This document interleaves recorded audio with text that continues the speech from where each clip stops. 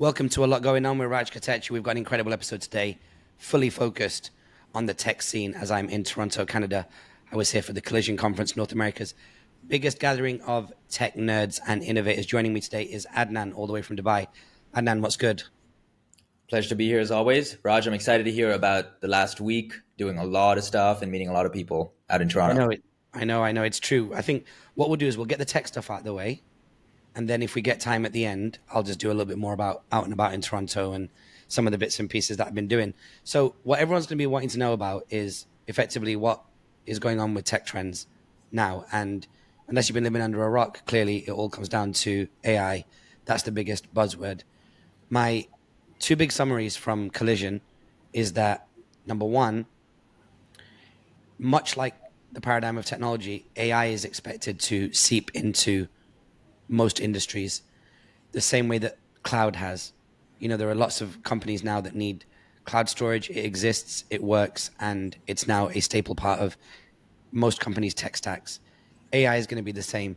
One of the best takes that I heard was from Mustafa Suleiman. If you listen to the last episode of All In, they were discussing Mustafa. He is the co-founder of DeepMind, which got sold to Google in 2013 to help them figure out how to make YouTube recommendations. So all your YouTube recommendations are a result of DeepMind's AI. He is now with Inflection AI, which is he co-founded with Reid Hoffman, and they just raised $1.3 billion last week. So I got to spend a little bit of time with him. Let me just show you, Adnan. Oh, that's incredible. Yeah. So cool cat, man. Like cool, kind of like brownish guy from the UK, and just had a cool vibe about him. But he made a good point when we were talking, which was that AI is effectively going to become much more like a website than something else. Which is that when you go to a company right now and you say, "Oh, I went to their website to check, and I went here and I went there," you'll just check with their AI, and eventually, what will happen is that your AI, your personal AI, will check with their personal AI. So for everything that you need to do in the world, you'll interface with your AI, and then it will then fragment all of your requests, go to the AIs of all the other people that you need to deal with, your gas bill, your restaurant, your Uber, your this, that, your, holiday planning, and it will come back to you and say, yeah, it's all sorted.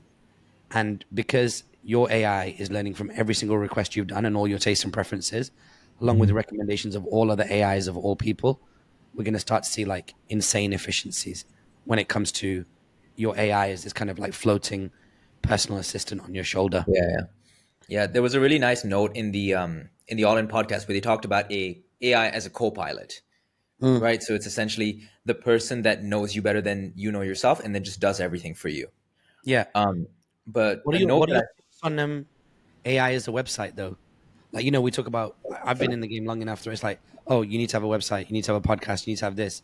But the idea of building like a central intelligence that is interactive, similar to a human, it has all of your base company data, like your SOPs. It's like a Notion, it's like a wiki, I, plus everything else, like connected into your suppliers and your whole supply chain.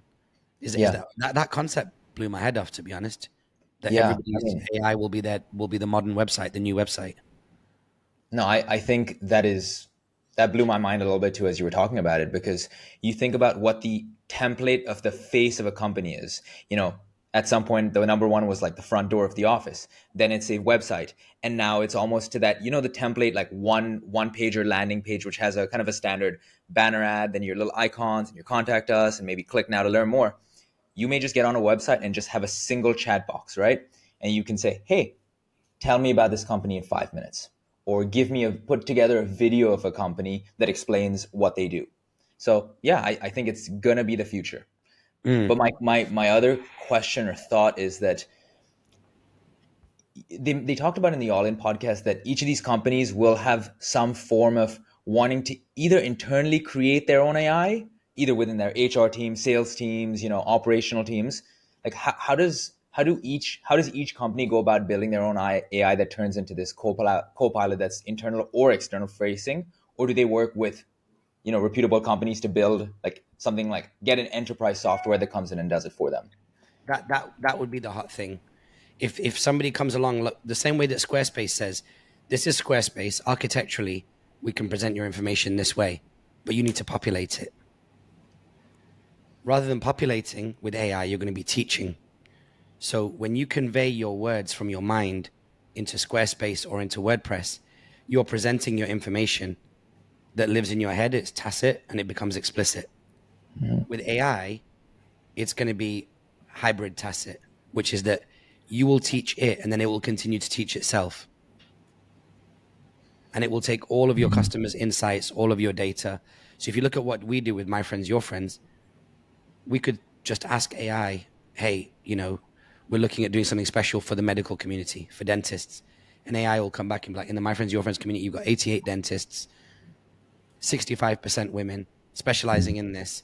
These are the kind of people that would be interested in, sponsoring or helping participate in the gig. Yeah. That kind of stuff. It's really, really mind blowing because it affects anything to do with data and the triangulation of data, like taking different data sets and coming up with like a bunch of aha moments and conclusions. Yeah, it's really, really, really, really, really, really interesting. And how it plays out and who's going to make what moves, we'll see. As you probably saw the back of the handkerchief maths that Chamath did, that this company's raise of 1.3 billion, but they could have a capex of 960 million. And when he announced that, when he was talking about that, guess who was on the front row? So let me just run the audio now, or run the clip now, and then Adnan, I'll show it to you, and then we'll just dub it in. Building a cluster of around 22,000 H100s. This is approximately 3 times more compute than was used to train all of GPT-4. We'll have that online this year in October. So it's a pretty remarkable time. Speed and scale is what's going to really enable us to build a differentiated product.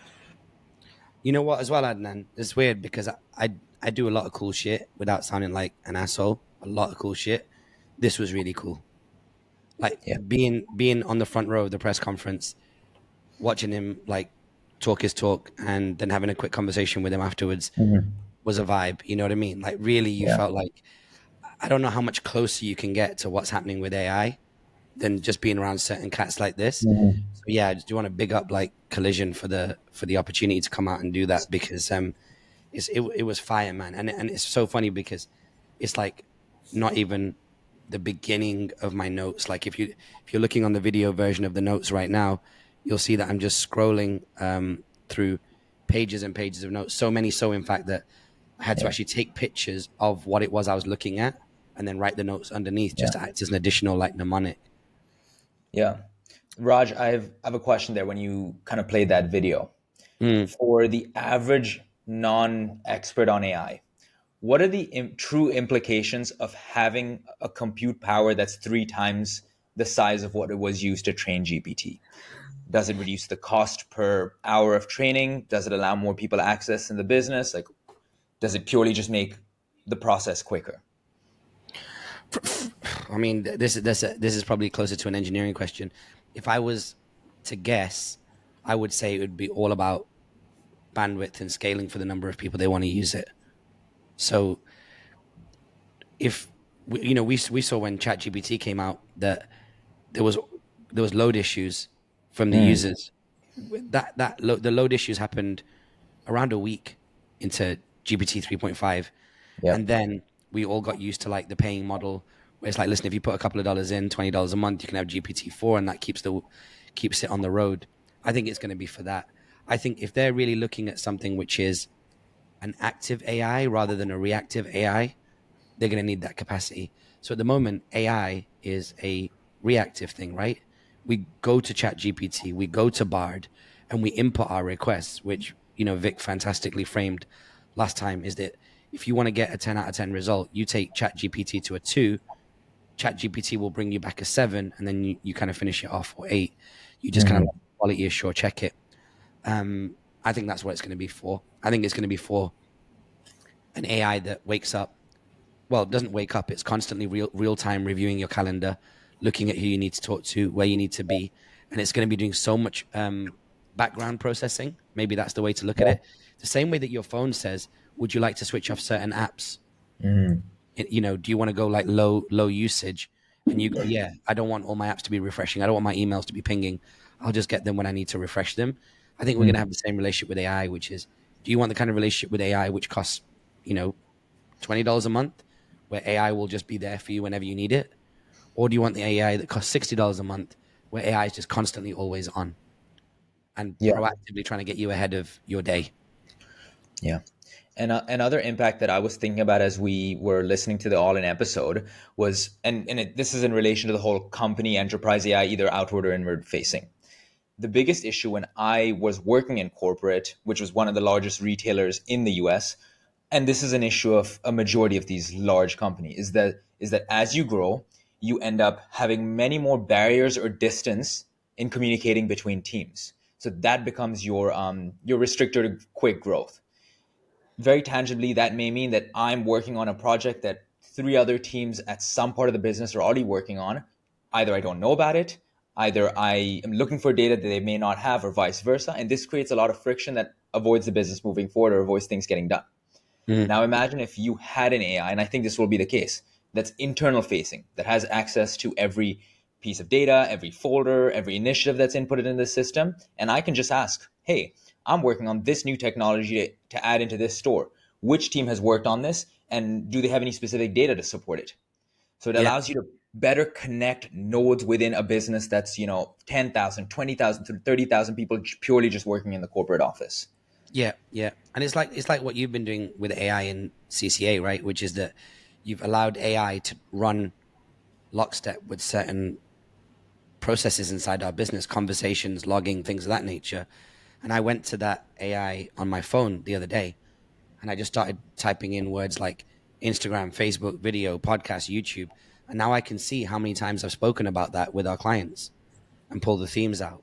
I think it's going to be completely normal for you to say, hey, the way I can check your um, emails, when you have an email, company email, especially in the corporate world, you'll know this, that when you sign up, they say, hey, listen, any emails that you send using your company email account are property of the company. And they can check that, right? And that's fine. Sometimes people might order something on Amazon or whatever and use their company account. It's no biggie. But the idea of every company now being able to record your call for quality assurance purposes, even between colleagues, and then have all of that audited and data and all that kind of stuff is quite scary. And because the thing about AI is, because there are so many use cases that all make sense hypothetically, that there are way more hypothetical use cases than there are established needs. So at some point, all the use cases will go to market because it's capitalism and everybody wants to come up with the best use case. And then the needs will become established. And honestly, man, there's not many ideas that I've come up with in terms of like the application of AI, but not many that I heard on stage at Collision that I don't see being helpful. Like, it's like, if AI can do it, why not? You know what I mean? Whatever that use case is, why not? And if we feel like it's doing too much, then Yeah. we just don't need to use it for that. We don't use the web even today for everything. There are certain things that we still like to do Yeah. manually. So we will calibrate with AI how much we need from it. One thing that we know is that nobody likes to be completely served hand and foot. So I think there's going to be a little bit of like, you're still going to want to do some things manually, and you just won't give that to AI. So yeah, it was really, really incredible. And honestly, dude, it's affecting everything. Really, it's going to be the thing that continues to ring bells from an innovation and from a news cycle point of view for at least 2 years. So it's going to be very exciting. Now, how that collides with the US elections and things of that nature is still to be seen. But Yeah. Yeah. but yeah, it's fire. So that was one theme, right? You said two themes, correct? Two core themes at Collision. Is that correct? Um, I don't know if I already covered the two core themes. One was AI, and the other one was. Did I say anything before that? I can't remember. Yeah.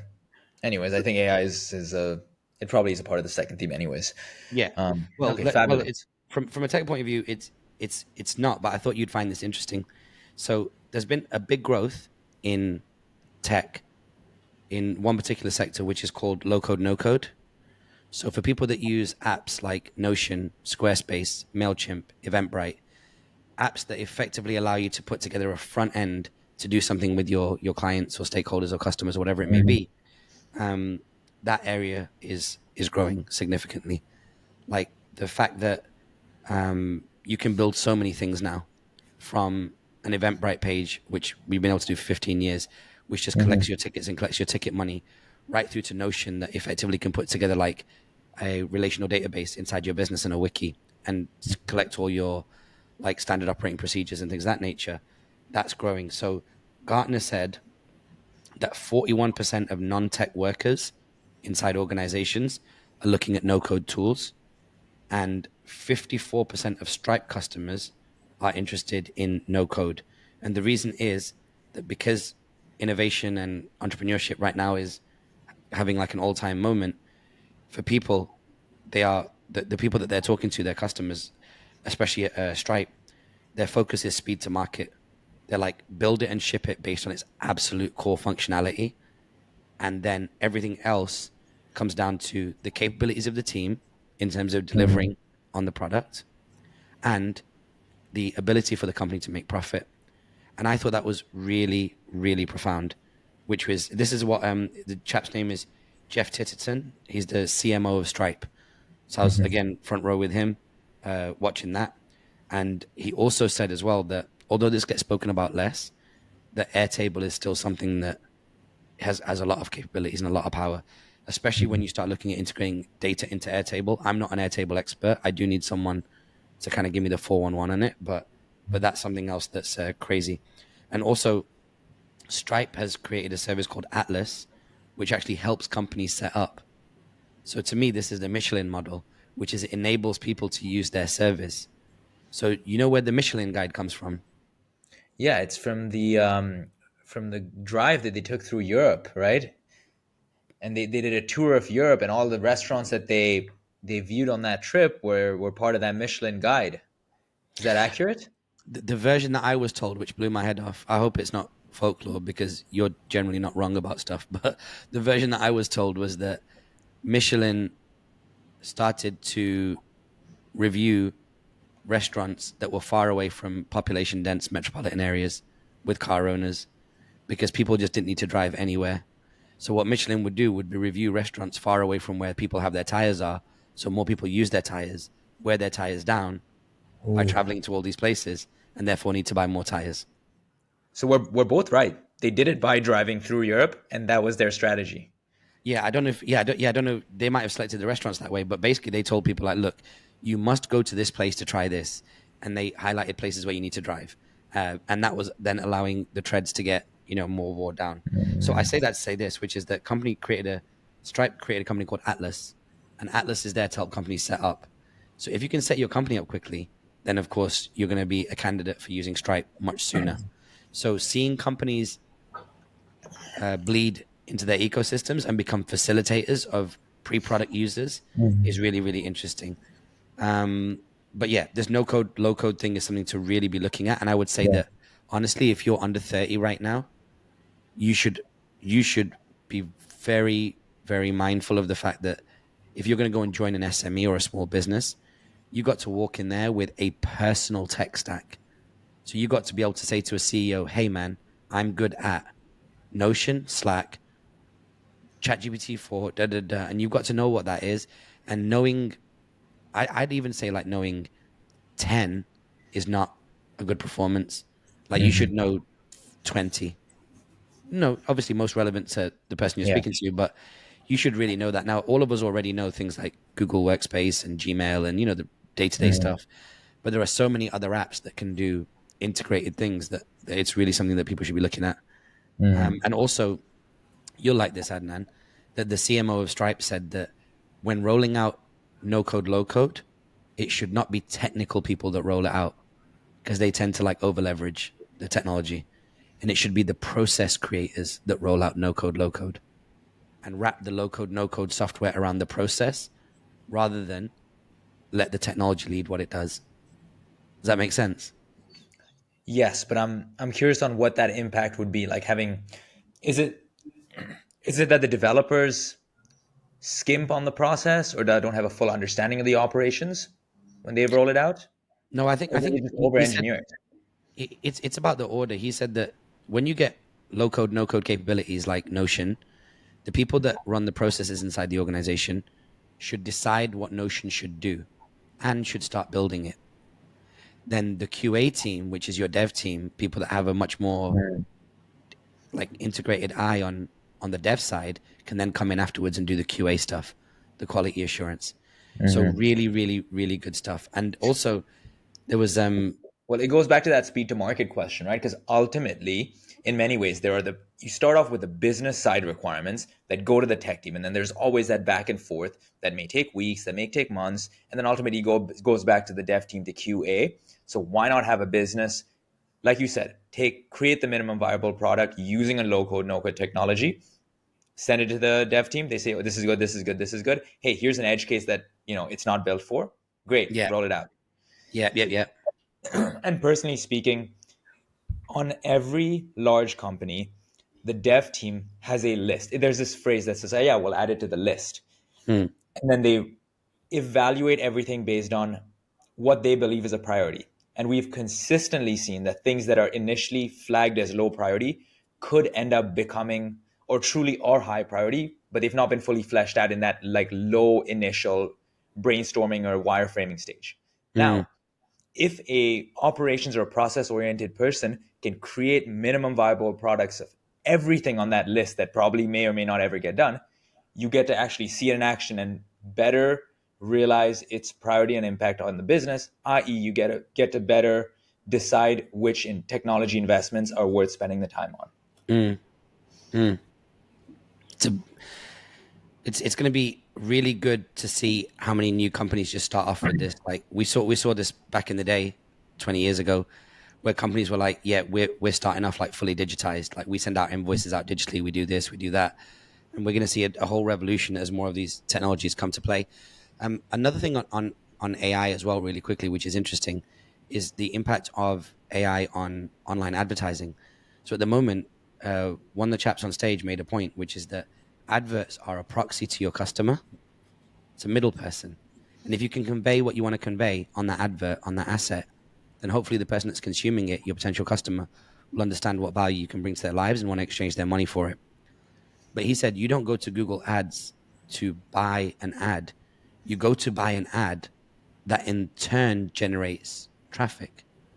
So if you could go to Google, pay them and buy the traffic without an ad, you would. So that means that the money that you spend, you're not losing some of it testing your ads. So what we might find ourselves in a world doing is saying to an AI, hey, could you reach out to 30,000 customers, please, whose each of the AIs of those 30,000 customers have an interest in blue pens. Make sense?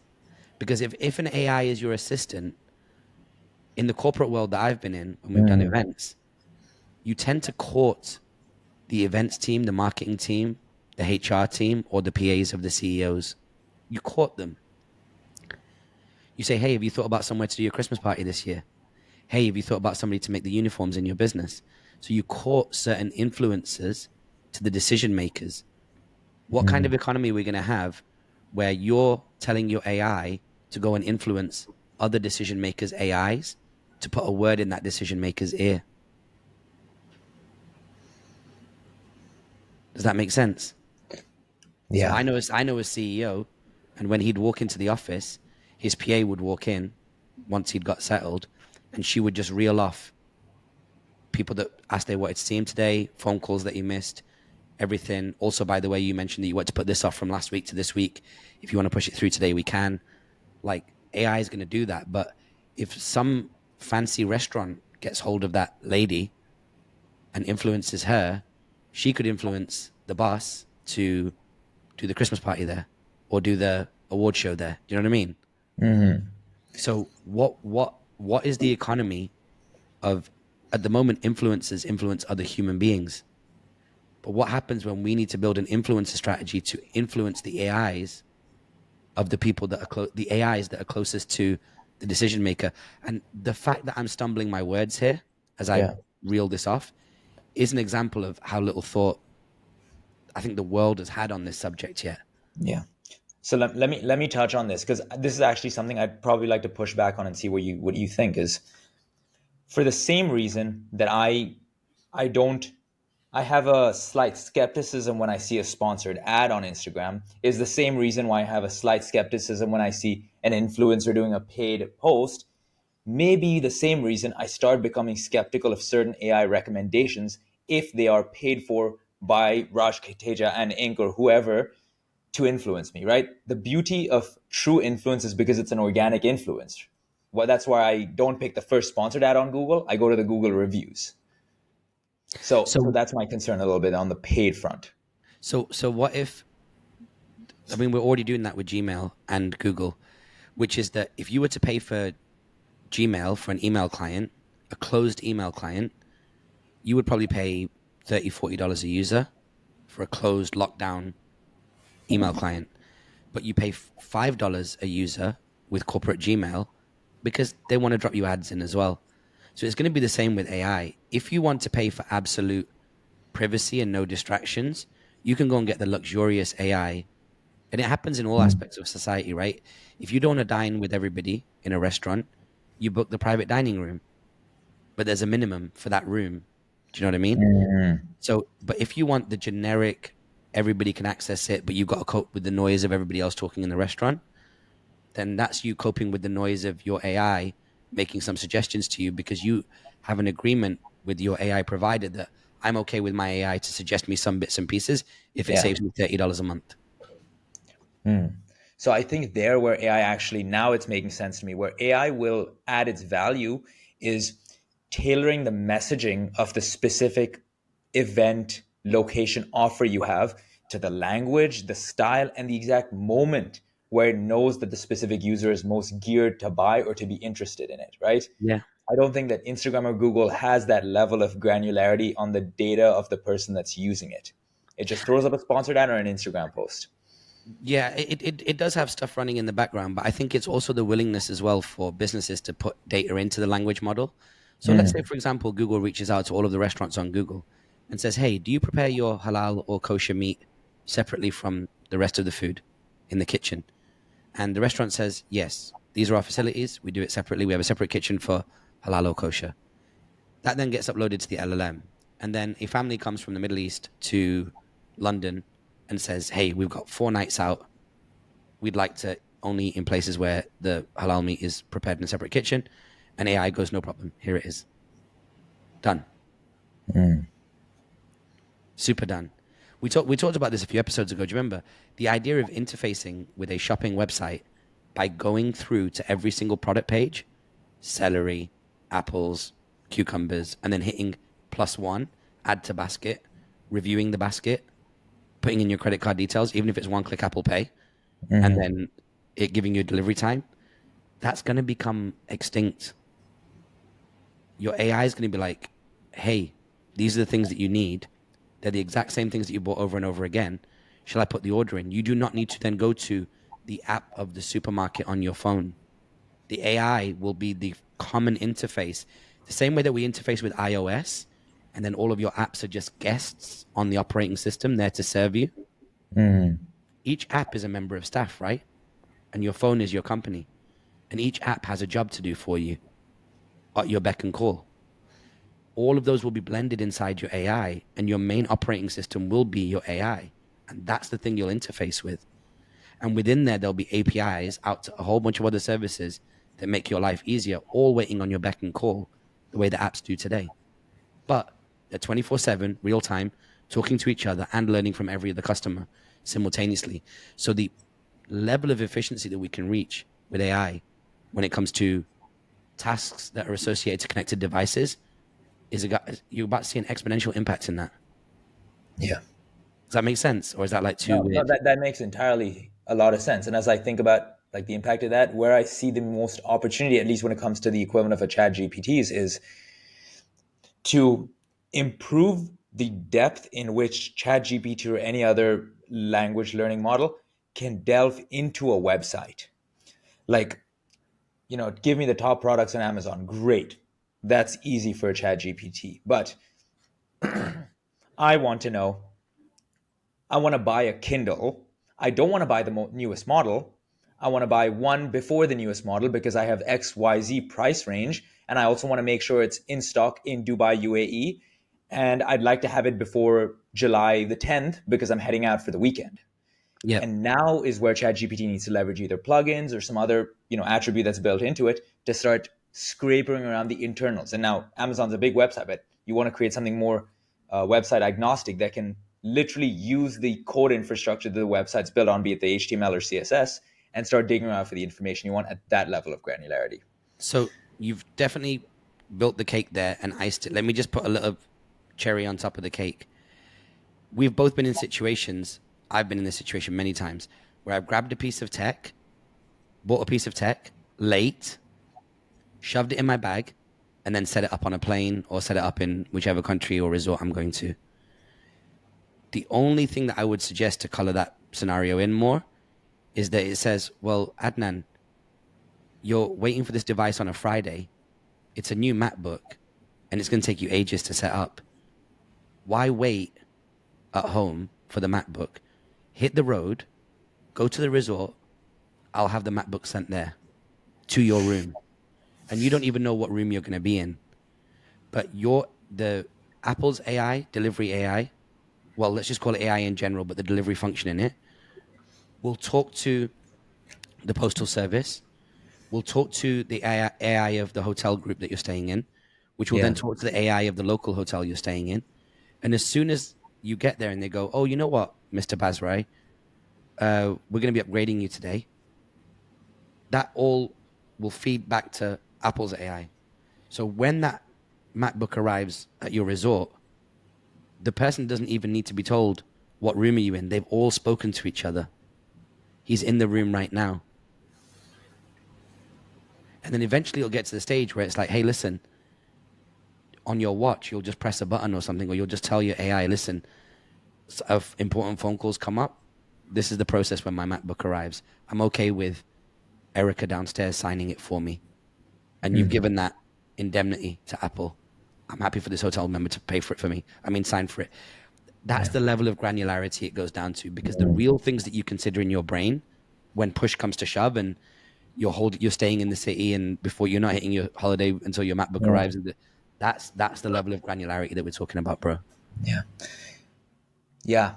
And I just thought through like the impact of that, seeing it on my phone alone. And like there's just one little thing that I love about Apple, and the fact that it has to a small extent access to the other apps you've logged into.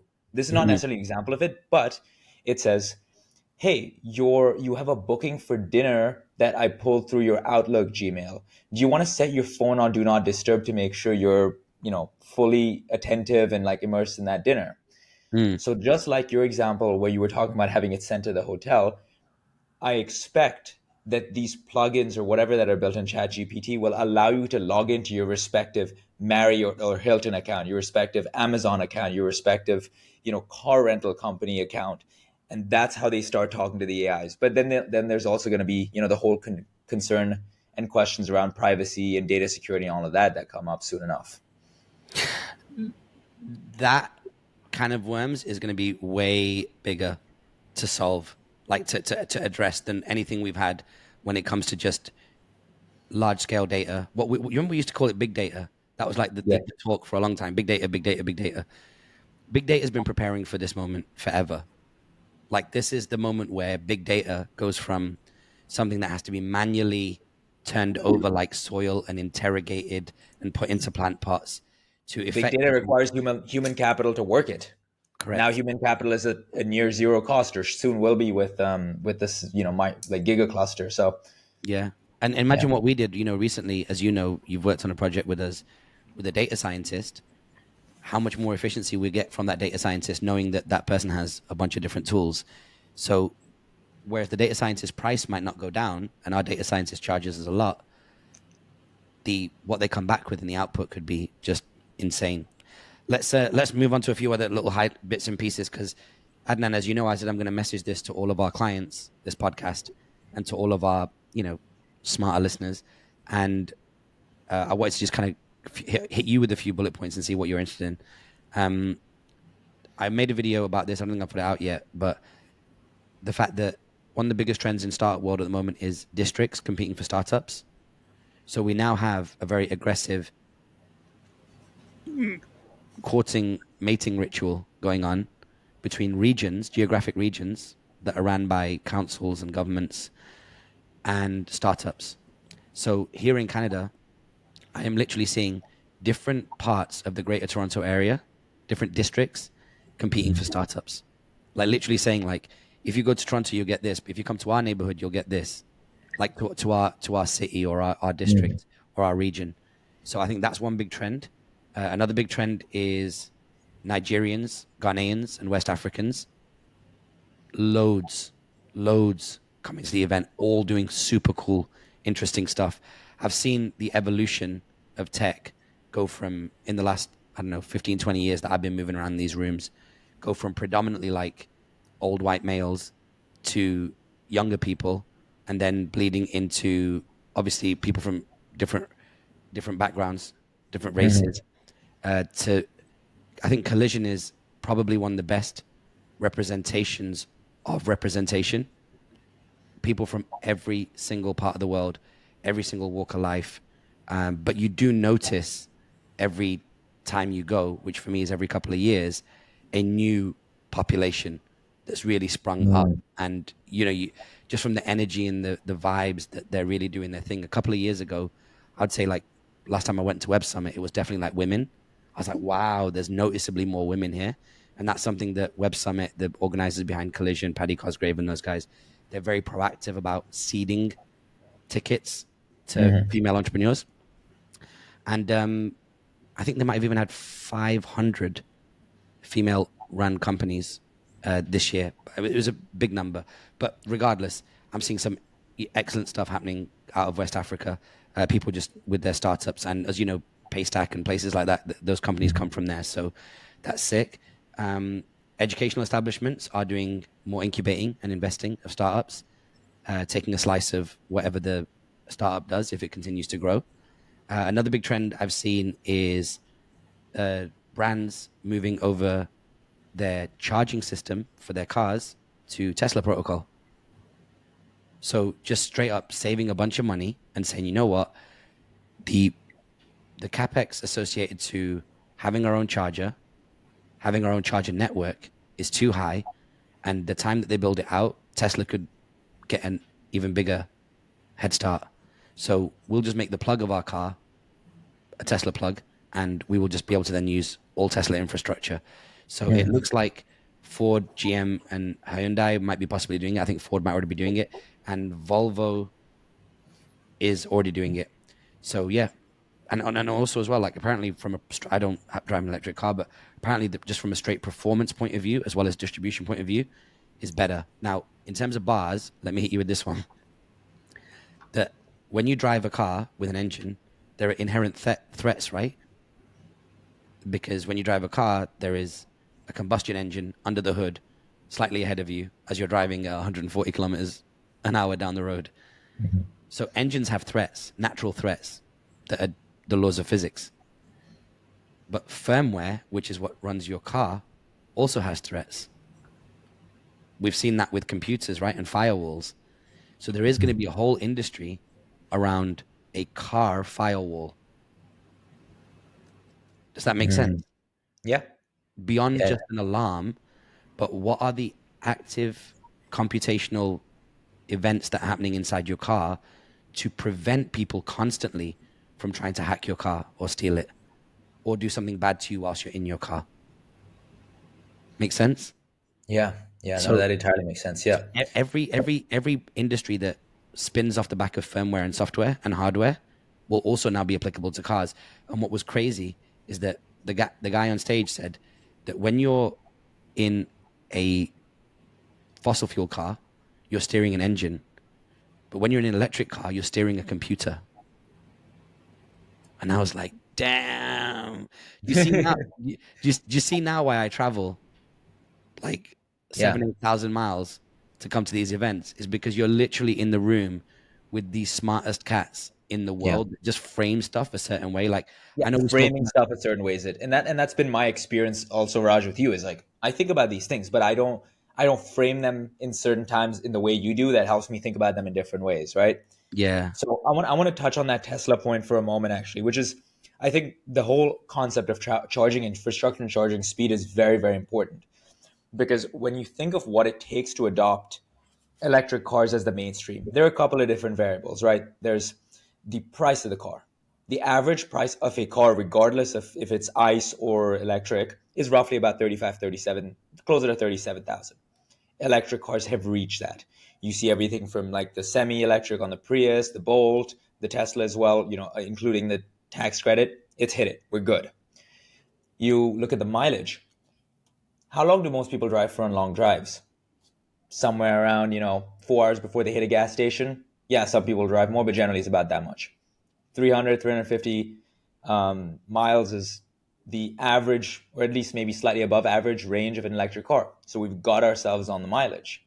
Now the question is, when my mileage ends, do I have a place nearby to stop, and is it quick? And those are the two areas where electric cars essentially need to solve for to fully adopt themselves. mm, And as a result, because of the way the US is set up with what is it? Electrify America. There's one other company, there's Tesla, and then there's I believe it's like Ford's network as well. There may be 4 or 5 networks. Because there is no effective way to have a vehicle poured over through these networks, some form of consolidation, either through, adapters, is not just a nice to have, but it is a requirement, because we have been so accustomed to the gas station less than 5 minutes away model in the US. but to your point, Adnan, the main thing is Yeah, the interface. It's the nozzle. The it's the nozzle nozzle. is what makes everything ubiquitous, and then the transfer of cells, energy cells, which are liquefied, straight in. Liquid moves very quickly, drops inside a tank, and is ready to go. And it's the nozzle. So to your point, what you're talking about here is the charging interfaces, right? And is what you're saying that you're expecting like consolidation or adapters, or Yeah, what's your I'm expecting adapters, but then you also have to think, right? It's not just adapters. You have to have an integration across the system so that a Ford customer can effectively and quickly get billed for the energy they pull out of a Tesla station, right? Because if there's any friction between me scanning my phone at a pump, the first, the second, the third time I use a Tesla charger, one, it's going to make me not want to use the charging system in the future, and two, it's going to spoil my entire driving experience, right? Maybe I bought a Ford because I knew I could use this entire charging infrastructure, and it doesn't work as I thought it would, right? So there's got to be a both sides of the coin thing. I want to go one step further as well. Let's say we solve that integration consolidation problem of charging infrastructure. It still takes you somewhere between 10 to maybe closer to 30 minutes to get it even charge up to like 80% on a Tesla at a supercharger. So there's two options here. Either we work our butts off and invest a ton of money into reducing that charge time, or we create the gas station as a space to do other things than just wait for 5 minutes. And I didn't really explain that too well, but what I'm trying to say is that I was at a I was at the annual shareholders meeting in 2022 where I saw Elon talk. And the one thing that I thought was interesting is that they were testing a gas station, as a supercharging station. I believe it was in LA or somewhere on the West Coast, that had a movie theater, like a drive-in movie theater, and a pool. So let that sink in. Like, we are consistently working on improving the charging time, but at the same time, we are actually making the space that you wait while your car charges a place to enjoy facilities, amenities, and not feel the pain as much of the fact that it takes a little longer to charge. Yeah, this is called bending time. This is the concept of time being a human construct in the mind. And when you're having a great time, time goes quickly. And when you're having a terrible time, it goes slowly. So what they're talking about here is the ability to at least make your brain be distracted from second to second, minute to minute. One thing that's wild here, and when you come to Toronto, I'll have to get you introduced to this. There's a gym here called Altea Gyms, Altea. And my cousin Neil, who I'm staying with, took me there. Bro, we walked in there. I didn't see no gym immediately. I saw a co-working space. I saw an arcade. It was effectively like you had to walk through the equivalent of like a cool Soho house for young people, where all the beautiful people that work out in that gym are just working across different desks and stuff like that, or just chilling, hanging out in the restaurant. And then when you get to the back, then of course you've got a stunning gym because it's a high ticket place, you know? But the idea of walking into a place and feeling like you can do so much more is absolutely necessary, because what's happening is the company is taking responsibility for layering your time and making it more efficient, which is come and charge your car at the same time as having lunch, or come and charge your car at the same time as having a swim. And all of these things, if the lunch is healthy and the swimming is good exercise stuff, they also become brand indicators to the philosophy of the Tesla buyer. They'll be like, oh, well, Tesla buyers do care about health. So let's just pull Yeah. up at the charging station, go for a swim, go for this, do that, take a few Zoom phone calls, and then jump back out again. Yeah. And this is such a beautiful embodiment of a great framework, which is, hey, you're providing a product or a service, analyze the psychographics and the characteristics of your customer. What is the other common service, lifestyle thing, product that they use? And then just find a way to vertically integrate to that to offer both. And the unit And that's why economics, you saw gyms and coffee shops, right? This is just putting that on steroids. yeah, directly to your point, that the economics of a petrol station today is that the money made on petrol is negligible. It's when you go in and buy the chips, the soda, the Slurpee, the this, the that, you know, whatever it may be. That's where they make their margin, because that's traditional retail margin, if not slightly above traditional retail margin. Because sometimes, as you know, in petrol stations, items cost more than they'd cost if you went and bought them from a supermarket or bulk. So yeah, that's what it's going to be. They're going to be like, listen, we're not making any money transferring your electricity into your car, but here's some other bits and pieces you can be getting along with. So I think that is really, really dope. And I think for Tesla, that'll become more of a margin creator, and it'll just create more lifestyle, because you're like, well, hang on a second. If I switch from my Tesla to off-brand X, I now don't go and get to charge at the Tesla Lifestyle Center. You know what I mean? Where charging is just one of the things that I can do there, as well as take meetings and other bits and pieces. So Yeah. no, it's super interesting. Is there anything you want to add, or shall I hit you with a few more bits? No, you made me think about the other things. Like, what do we make short trips to do that are either errands or just things we need to sort out? Like, you can imagine masseuses, hair cutting salons, laundromats. All of these things could be commonplace at petrol stations, assuming that it takes us much more time and energy and money to reduce the cost, reduce the time to charge up of an electric vehicle. Yeah, the idea of somebody who uses an electric vehicle charging it at a wellness center is genius. Like, go charge your car, and at the same time get a manicure or a massage or a haircut or a beard trim, you know, whatever it may be. Like, that's super dope. Yeah. In real terms, just some news here, which I thought you might find interesting. AT&T, the wireless provider network here in the US, has AI making sales in a call center. And on the coding side, they have AI working under the hood at AT&T, and they've seen productivity gains of 20 to 50%. Also, when AI is making a sale, AI uses knowledge from every sale to facilitate every future sale. So an AI sales bot can use the knowledge from every previous sale to facilitate every future sale and Wow. take in every single variable. What this means is that they've got certain products that they're selling that have gone from an effective cost of sale of $5 to 10 cents. And the only way they can attribute that 10 cents is the use of electricity and computing power. Is it more of a chat type sales or is it voice? It was on You stage, know, didn't get into the details. I'm assuming it might be voice gotcha. driven. Yeah. Yeah, yeah. Which they very easy to do. I mean, with what was it, Google Duo as well? They've shown that that works. I mean, it's good. It's easy to turn text into voice, but to close a sale is different, because, as you know, closing sales is an art and a science. You know, there is a dance involved in sales. But yeah, just some things just to get like our clients and our listeners' creative juices flowing. Next up, I saw original internet badman on stage, MKBHD.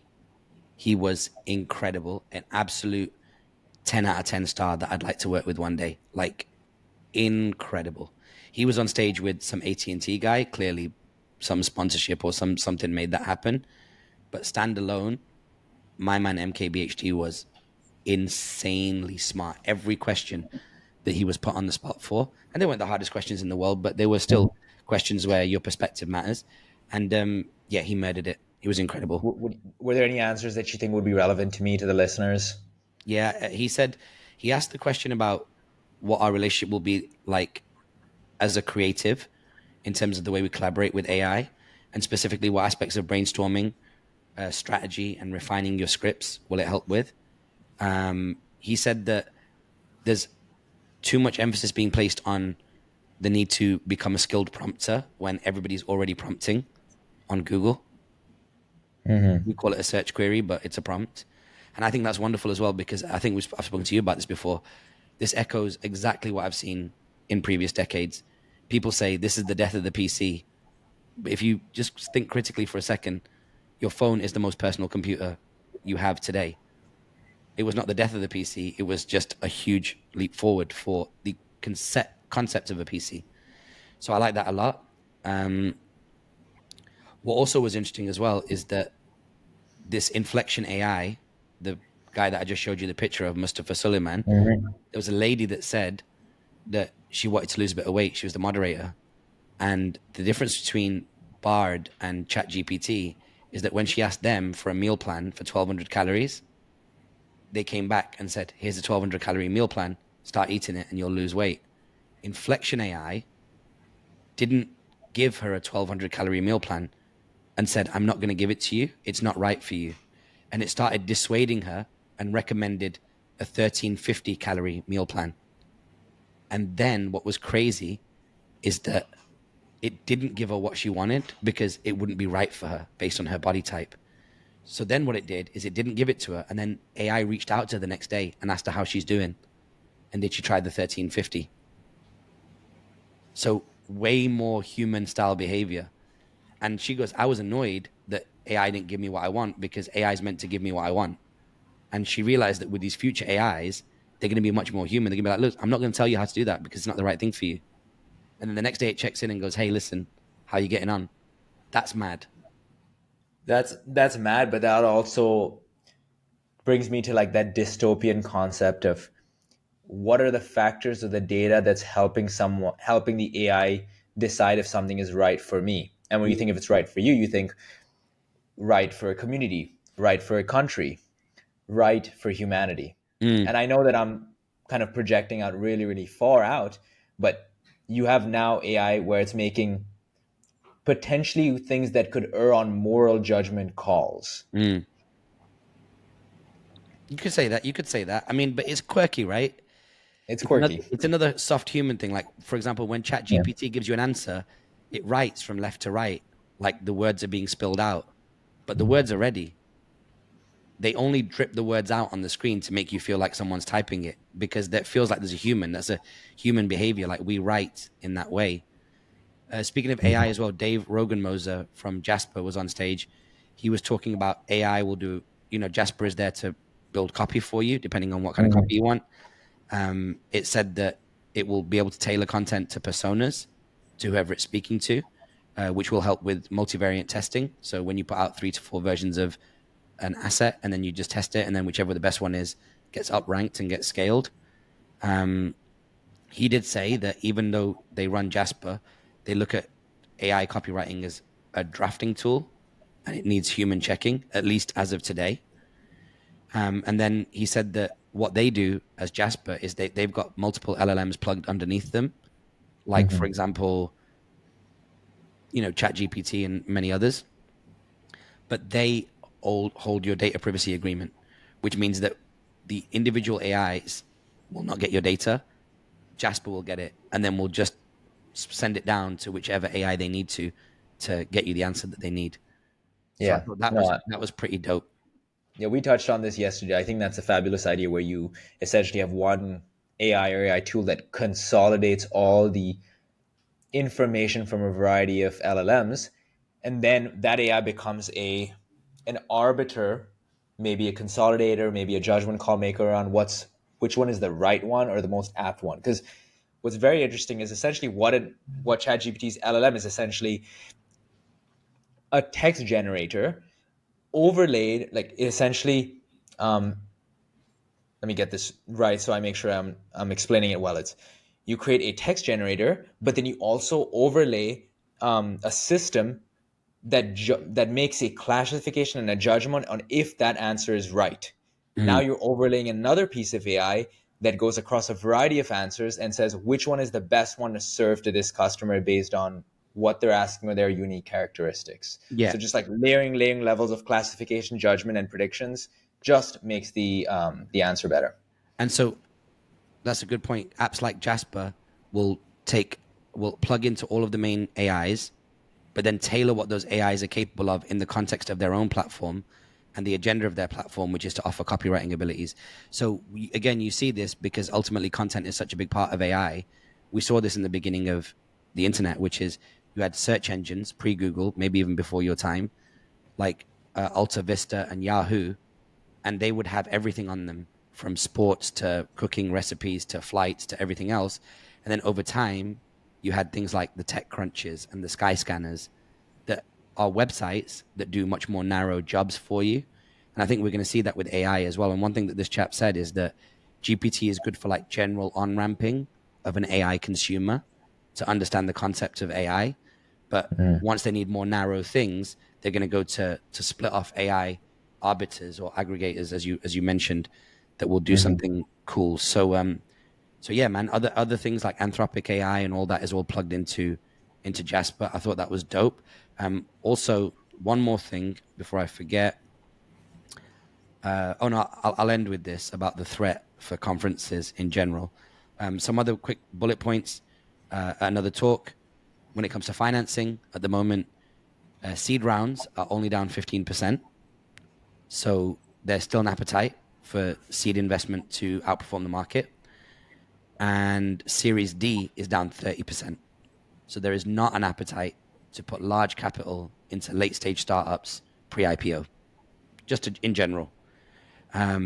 So that's where the investors are allocating at the moment.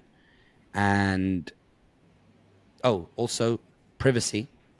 So I don't know if I told you about this when I was in New York. I took a picture, which I need to dig up and put into one of these micro videos of I was in Brooklyn or somewhere. I can't remember where I was. And I saw two tech companies, and one was a digital poster and one was a physical poster, a paper one, which was Apple, Mhm. both talking about privacy. And I think what's happening right now is that they're starting the privacy conversation.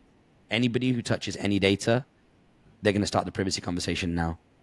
Because with money being deployed more narrowly, a lot of these tech companies have to be careful as to where they spend their money and what message they want to convey. And I think anybody that's been low key collecting data for years and years and years and years, or data collection is part of their what they do, it's necessary for what they do, which is most companies, then they're going to have to really start talking about privacy. So I think privacy, the same way that you've got like gut health and mental health in consumer content, I think Mhm. privacy in B2B content is going to be really sexy and hot. And I think people are going to have to start paying some attention to it and start thinking about what are the stories they can put online about their approach towards privacy. The same way that a lot of companies put out content about their thoughts on sustainability or diversity or ESG, you're going to have a position on privacy, especially if you collect data. Because if one of your Yeah. customers comes back to you and says, "How do you use my data for this? How do you use my data for that?" You're gonna have to say, "This is our policy." Actually, rather than risk me forgetting, I also wanted to make this point as well. I've been in the conference space for quite some time. We've done our own and other bits and pieces, as you know. But I did notice that there is a threat to conferences because conferences are just live content platforms. And today, watching a talk on stage, a fireside talk where one person interviews another on two couches, is at a glance indistinguishable from a podcast that's going on the road and doing a live podcast. Yeah. Effectively, it's the same. We don't call it out for being that, but the reality is that the biggest threat to conferences at scale is the fact that their content is presented linear and real time, like television, which is you have to scramble to the stage, get a seat, and watch the talk. And typically, to keep that pace going, these talks are like, 15 to 20 to 30 minutes. But those same people are actually going on other people's podcasts and doing deep dives in their subject area, an hour and a half. So effectively, what you're doing is you're giving people a sample of your thoughts on stages at Collision. And if they're interested in you, they'll go and find more content about you, articles and podcasts where they'll deep dive. So actually, this is more of a festival format. When you go to a festival, an artist comes out and does their hottest 12 minutes, right? Or their hottest 18 minutes. Mm-hmm. And off the back of that, you might Shazam them or Google them or go to a dedicated show where they'll come and do their full 90-minute show.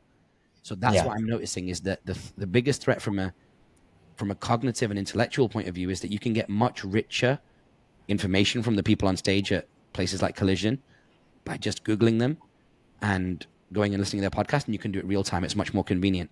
But there are so many Mm-hmm. people that I saw on stage. I didn't really know who Mustafa Suleiman was. Now that I kind of got a chance to see him speak and kick it with him, I'm probably going to follow all of his podcasts. Do you know what I mean? Anytime that he speaks. So that's why I thought it was like Yeah. some real fly shit. So it is a threat from the content point of view, but then of course you're still going to need these conferences. Yeah. But ultimately, like I do agree to a certain extent. I think that conferences may shift to much more of the networking opportunity model, right? You got to spend some time with Mustafa Sulaiman. Now, obviously, I know you're well connected. That may not have been an opportunity that's afforded to everybody at that conference. But if you lean conferences towards giving someone the opportunity to have a personal conversation with the individual that they have watched multiple hours of podcast off, that's what it becomes, right? Like I go to a festival to a certain extent because I like the artist, but there have been many more concerts or artists that I've been to purely because other friends have been going or groups of friends have been going, off which at the concert I'm not even watching the artist for half the time. Yeah, it's a very good point. Yeah, and I want to keep it separate. I want to keep the chance to meet people separate because that requires a physical gathering. Like you'll notice with Mm. My Friends Your Friends, the whole genius behind My Friends Your Friends is the website looks like a conference, but instead of Yeah. speakers, you've got attendees. And I realized that when I was working for Bench Events, doing their content, running their media, that I would interview all of the big CEOs and the sponsors when they get off stage and whenever you catch them. And I noticed that every single one was like, the networking's great, meeting people was great, meeting people was great. And yet when I go into the rooms, the first day, the room's pretty busy. It starts off super busy for the opening keynote, and then it gets lighter as the day goes on. Then beginning of day 2, few hangovers, less people in the main room. And then by the end of day 3, it's kind of pretty quiet. So people were Yeah. speaking less and less about the sessions as the days go on, but they were always talking about the networking.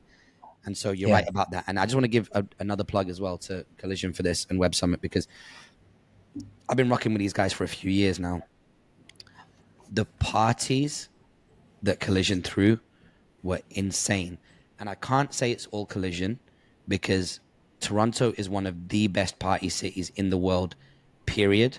So Toronto came with it. The DJs here, the people, the venues, they are made for like music lovers. But yeah, the opening night, they did a place called, I think it was called Distillery District. It was dope.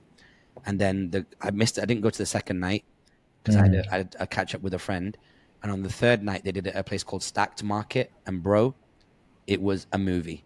Like Collision's parties were insane. Like it had elements of festival in there. It had just the coolest people. People were straight up dancing and raving. They had a beatboxer, like the Canadians' #1 beatboxer. He was doing like Wu-Tang bits on stage. Like it was incredible. Collision smacked it. And they made an Yeah. announcement as well that they're going to be here next year as well.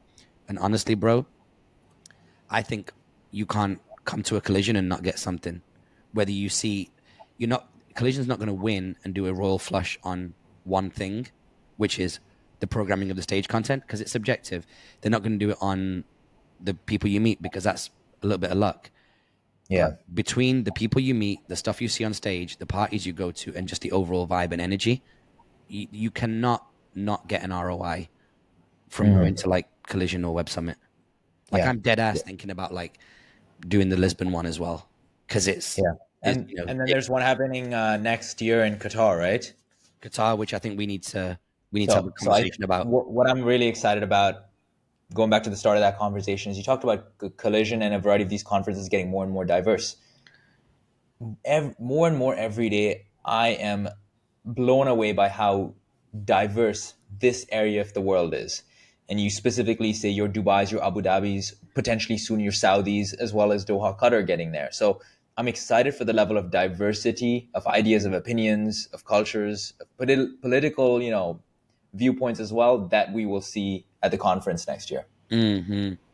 And I just wanted to throw this in as well. That the idea of, I'm sorry we're bouncing around a lot. Definitely apologies to the listener because you're getting, it's like a montage, this one, but it's also just based on my notes. On AI as well, at the moment we talk about large language models, and language is mostly text and voice. But where AI is already going right now is other modalities and vectors, including gestures and like facial recognition. So the idea of just like having an LLM is language-based LLM is going to be out of fashion very soon. And the reason, the example that they gave is that the kind of data that we convey as humans is so much more than language. And the way that we communicate with children is pre-language. So children have to take so much more data from like a hug to a look to a smile to a this to a sound to a peekaboo to whatever it may be. So these are all things that are being conveyed. And if you really think about it, it's light data, isn't it? The light hits your parent's body, bounces off your body, goes into your retina, is interpreted, and then your brain responds accordingly. So if you look at the true richness of data that happens through human communication and expression, AI is just at the beginning of that and is going to try and address that as time goes on. So That's fascinating. So yeah, that's on that front. And bro, there's so much. You know what I would say to any of our listeners and to any of our clients? If you want to get into a deeper conversation about this, just drop us a message.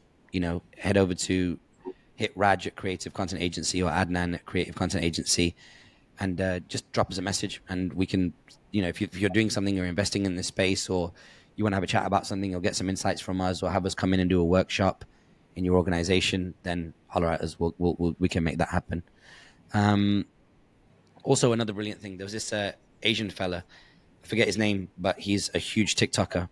He's a big star there. And in general, dude, a lot of content creators, not a lot, but there was some content creator programming like MKBHD and this Asian chap. They were really like rock stars because of the kind of audiences they built. This chap that he was talking about, very bright guy, he did say something quite simple. He goes, do you go long form or short form with your content strategy? And he said, long form is to build an audience with depth and convert them. Short form is to build exposure and a wider audience, which is what we teach anyway. But I was just nice to hear like a super accomplished TikToker come out and say that.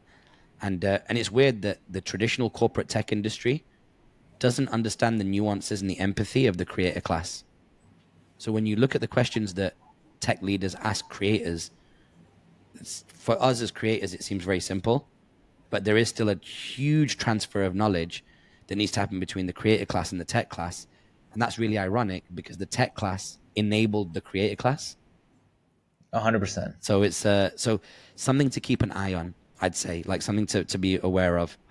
And bro, I don't know how much more should we go into more, or should we just kind of like say, yo, this is crazy and just call it a day? I think this is a lot of good information that I think our audience will enjoy. Let's save the rest for next week, because I know there's more we can discuss. I mean, I'm even holding back from kind of opening up and unpacking each of these points. So no, do it now whilst we're on the call, because then at least we'll never be able to come back to it. If there's anything pressing you want to ask about, I mean, dude, I've got points for days. One person said, banks have been using Dear Mr. Bazrai, and it's signed off by like, Linda, your bank manager, your head of customer service experience. Yeah. They go like, humans are not going to be freaked out by AI communicating with them, because the version of AI that we live in at the moment is automation and personalization. So when you get a letter through the door, you know that somebody didn't manually type out your bank details on that letter. Yeah. It was just a data field, and it got populated, which is like, this is his first name, this is his last name, this is his account number, this is his address. It gets printed to a piece of paper and sent to you. So you consume it in a personalized or tailored way, but you don't assume that was manually written by that person. Even if it's signed off by somebody at the bank, you know that they didn't write that. So our Yeah. tolerance for just being on the receiving end of a brand that's just trying to get its point across is really, really high. Um, and of course, there's a lot of things around. This is probably something we can say for another day, but unintended consequences and AI being used for like war, for producing like machines of Yeah. Oh war, my God. That. Yeah. which is I do want to touch something on those creators, and because I was listening to kind of an in-depth podcast around the business model of a company called Spotter, which essentially, I don't know how much you know about them, but they essentially provide financing for creators, so they help them scale up and grow. And I guess there are two notes really. One is the fact that you know creators don't really have a great relationship with the traditional financing organizations, and that's purely out of a, just like you mentioned, a lack of communication, understanding of the dynamics of the creator world, right? Like any form of financing has a high level of volatility towards it, because you just may not know about any of the 200 external circumstances that could affect a specific video succeeding or not. So what Spotter does is essentially, one, it slates its creators that it finances. So that volatility is already reduced when you have a set of 15, 20 creators applying for financing. But the real interesting thing, and this may seem standard to somebody, was it blew my mind, was the fact that yeah, I can't. I want to provide you $1 million of financing on your next video because you want maybe a new warehouse, you want to fly your team to another city to record something. I cannot predict if that video will fail or succeed. But what I can predict is the long tail of views and exposure and ad revenue that your existing 50 videos will continue to generate, because I have the data on what they have generated so far. So what they do is they say, we will take the potential generated cash flow from your existing videos and use a portion and use a portion of that to fund your future videos. So your existing videos become the collateral on the future.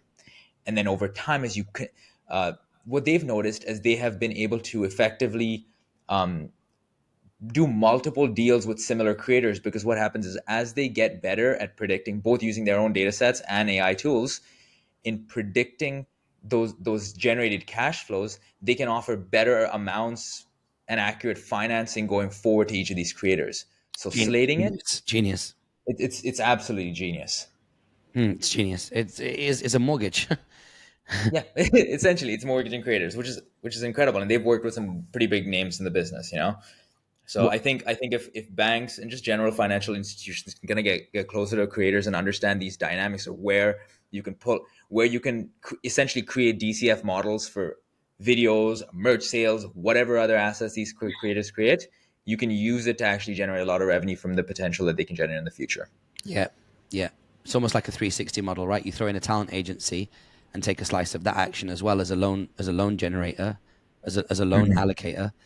You could make your money back in that kind of way. Yeah, super amazing, dude. There's so much more stuff, bro. I wish I could just get into this. I went to this interesting talk uh, with some folks out of Hong Kong that do stuff in Hong Kong, and they were like, everything isn't about scale. If it was, every restaurant would be McDonald's, and they're seeing a realization that people are now starting businesses with smaller total addressable markets, and just being very open about the fact that they're going to produce in a scarce way, and their objective is just to be able to run a company of 12 people, and that's it, and get everyone retired in 5 years and exit. So and they also said as well that it's hard to be sustainable if you're trying to scale, because scaling can crush sustainability, because sustainability is about balance between inputs and outputs and supply and demand, and scale is about scrambling that. I was like, genius. Yeah, So that's I hope fabulous. that I hope there was some insights there, dude. Maybe what we can do in the future when we get other folks on the call, and this was an hour and 13 minutes, and I don't think there was 20 seconds where we weren't, putting across something hopefully meaningful or valuable to our listeners and to our clients. But man, there's a lot to cover, and we're in a very interesting time in technology. I've not seen this vibe since smartphones started to drop, and prior to that, I'd not seen this vibe until broadband was being like put into our homes. This is on that scale. This joins broadband, wireless internet, smartphones, the cloud. It joins mobile phones. It joins all of that as like the big shifts in society. AI is definitely about that. So I hope it was useful for anyone who's listening. Adnan, did we miss anything, or is there anything, any little closing bits and pieces that you want to throw in about stuff that you've seen that's interested you this week? I think we'll just leave all of the cool shit that Yeah, I've been yeah. doing in Toronto for another episode. Yeah, no, this covered a lot, and I think that there's enough juicy information for any listener to literally take notes. Yeah, yeah. I only got through about half of mine. Yeah. And guys, if you have any feedback on things that you think that we have, maybe can delve deeper into, things that we can consider, things that we maybe even potentially didn't consider, didn't like take into account, share it with us. We'd love feedback. We'd love your thoughts. And, we want to continue this conversation outside of just a pod. Hit us on Threads. Mhm. Yeah. Did you get your Threads account? Yep. Got it on, man. Can you I didn't give me your I didn't have a initial? Twitter before this, so it's given me kind of a really cool opportunity to do stuff with text that I never did before. Wait. You never had Twitter before? That's interesting. What's your experience like with the Threads media format? For anybody who's not on Threads yet, effectively, at a glance, it's effectively Twitter. It's something which allows you to use your Instagram login to put a piece of text in, and inside there you can put other bits of media. And what they've done, guys, is they've inverted what your anchor piece of content is. On Instagram, your anchor piece of content is an image or a video, and then the text accompanies it. On Threads, they've inverted it, which is your anchor piece of content is a piece of text with some additional rich media, which you can put in, as you can do on Twitter, to merchandise and make that piece of content, that post, more elaborate. So I would love to know, with you experiencing this type of publishing and this type of content creation for the first time, not being a Twitter guy, what your thoughts are. It's good. I mean, I know that's incredibly simple, but I want to touch on like what I think I'm using it for. What it allows me to do is almost not have a different personality, but showcase a different part of my personality. And I have a lot of the thoughts I share here. You do as well. And this was a really interesting conversation I had with Vic. Like, I don't really like talking about the things that come up to my mind, the analysis I make in front of camera with my face. But I love talking about it on text or on voice. So this gives me the opportunity to essentially have a different personality in some sense on Instagram than I do on Threads. Instagram is a lot about like fitness stuff, holidays, time with family, friends. And then on Threads, I'm mostly discussing data, aerospace, fitness, and potentially some AI stuff. So it's purely just me bringing my thoughts on paper around topics that matter to me. What were did you see on the terms and conditions, of which there was three prominent ones, that Threads will be used, your login will be used, and it will eventually be available as part of the Fediverse, and you'll be able to use your credentials that you're establishing on Threads in places like Mastodon? Did you see that when you hit accept? No. It was right in the middle of the screen. I think a lot of people were gassed and they just moved past it, and they don't understand what a Fediverse is or what Mastodon is. These are the environments that Facebook is interested in creating and transitioning into. But there's also, to our point earlier on today, Adnan, is that Facebook is a place where a lot of text has been shared, but there's a lot of like nefarious action going on there. I think what Instagram is trying to do with Threads is just create another place where they can collect data and insights on internet users. Because look at what happened. I think they got it was the fastest growing network. Like within 5 hours, they got 1 million. I don't know what it So was. let me touch on that for a second, because you brought up a good point. Like, this is something I wrote down. It's like Instagram simply needs to transfer over and retain 19% of its existing monthly active user base on Threads to surpass Twitter. And off that 19%, 3% have already signed up in the first 7 hours. So with the way I see it, worst case scenario, Threads is the leading platform in 1 week. Best case, 72 hours. Wow. Great take. I love it. That's really good. But can I ask you though, do you think that Threads is let me phrase this right, because if I do, it'll be easier for everyone to understand. Do you think that Threads is a honey trap language model? Do you think it's an offering that Meta has made to the people so that they can learn more about people, and everything that you put on Threads will eventually feed Meta's LLM and Meta's AI? Because look what happened, bro. Like with so many new things that Instagram does, they launch a new feature, or Meta launches a new platform.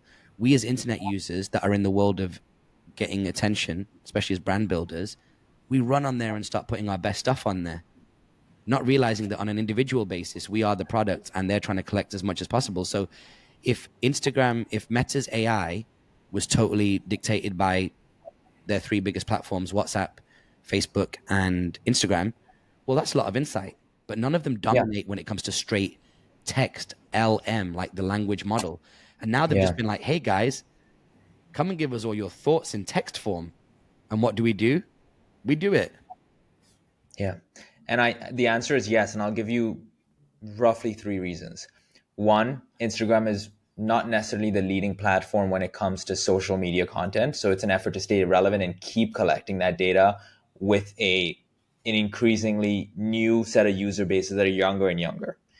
Two, there are a lot more people that like to express their thoughts, opinions, and perspectives on things in text than they do in person or in video or photo format. So you're growing potentially your user base. And then the last third one, and this is kind of the lower priority one, is that generally I would say from a bandwidth standpoint, it's easier and potentially quicker to parse data that's in text form than scrape through video or an image to identify topics of conversation or topics of interest. Yep. And again, they've just said, come and they've just put a donation pot out. They've literally just put a bowl outside their house and said, literally leave your 2 cents. That's what they've done with Threads. Like, Yeah. what is a thought? They say, I'm giving my 2 cents. They've put a donation bucket outside the head office of Meta, and everyone's coming along and throwing in their 2 cents. What happens if millions of internet users start putting their 2 cents into this pot that some of them have already been accustomed to putting it into the pot that is Twitter? That pot's going to get full pretty quick. That pot's going to become valuable as millions of people every hour put their 2 cents on Threads. And then you roll It's a legal way to steal your competitors' data too. That's another interesting point. It's not necessarily stealing your competitor's data, but it's giving the same user base that your competitor uses another platform that effectively could offer more value than Twitter. Because what's been amazing, and it makes you wonder if Facebook for the last 6 months have been pumping this story for the last year, is the toxicity of Twitter and the toxicity of Elon being in charge of it. How much of that has come from as a result of Facebook funding PR companies and lobbyists to push that narrative so that they can come along with this great white knight that is Threads. So much to think about. So much to think about. My battery's dying. Adnan, thanks for bringing that into the loop as a conversation, and thanks for guiding today's conversation in a really super way that I'm sure will introduce a lot of topics to our listeners and hopefully get some meaningful conversations going with us this summer. Hopefully by next week, guys, we'll have a bunch of us on the call on the podcast, and we may even have a new brand to announce. If we do, be there for it. We might be doing a little bit of building in public, which you've never seen us do before, I don't think. We're building an incredible offering to the market, very close to what we've been doing already with Creative Content Agency, but the beefed up version, and it's really, really excellent. I can't wait to talk about it. We've been working behind the scenes intensely for a couple of months now, right, Adnan, on getting this right. But it's been slow cooking in the oven for 3 years. So you're going to get something really wonderful. A new brand. It's going to join My Friends, Your Friends. It's going to join CCA. It's going to join ALGO. It's going to join everything else. It's going to go up there and kick it. So we're excited to share it with you. And then we'll be reaching out to businesses and say, you'll partner with us because it's going to be successful. So hopefully you can get involved. All right, guys. Hope you enjoyed the podcast. If you did, hit that share button. Send it to somebody else that's smart. Likes and comments if you see it on YouTube. Super beneficial. Subscribe and hit the follow button on Spotify. It's not for everybody, this podcast, but for those who it's for, we're super grateful for your attention. Oh, and I'll end with this as well. This is a little bar that I picked up last night. That when you do B2C content, you're fighting for people's attention. But when you do B2B content, you're fighting for people's concentration. Oh, I'm going to have to let that sink in. It's a hard bar, right? Yeah, it's hard bar. I realized, I was like, hang on a second. I was like, fleeting attention doesn't tend to serve our clients super well, or it has low nutritional value. Whereas if you get concentration, that's typically a nutrient dense form of attention Yes. where more stuff can happen with it. We'll explore that concept and more in future episodes of A Lot Going On. Thanks so much for listening. Adnan, you're the best, dude. Appreciate you setting up this, and we'll speak to you guys next week. Peace. It's been great. Peace. All right, wicked.